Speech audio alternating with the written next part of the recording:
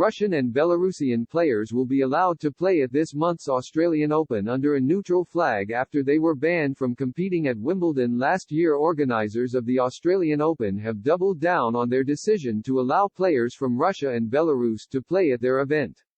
Last year, Wimbledon banned athletes from both countries from competing at SW19 and Ukraine's ambassador in Australia,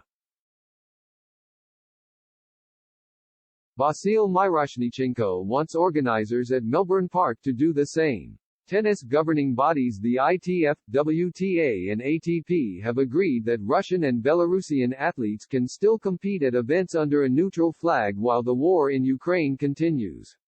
However, Wimbledon organizers went against that advice last year and were fined by the WTA and ATP tours, who also removed ranking points from the Grand Slam. Australian Open organisers look set to follow the policy from the governing bodies and allow the likes of former world number 1 Daniil Medvedev to compete at their tournament starting on January 16. A statement from Tennis Australia doubled down on their intention to let athletes from both countries compete.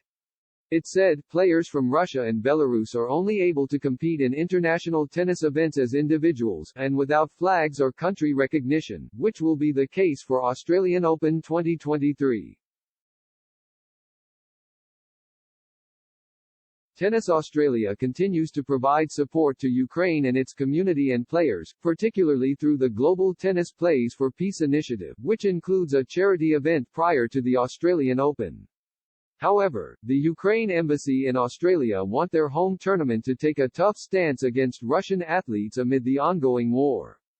Myroshnichenko said, "It doesn't matter what flag Russian Federation players compete under. It has Ukrainian blood on it.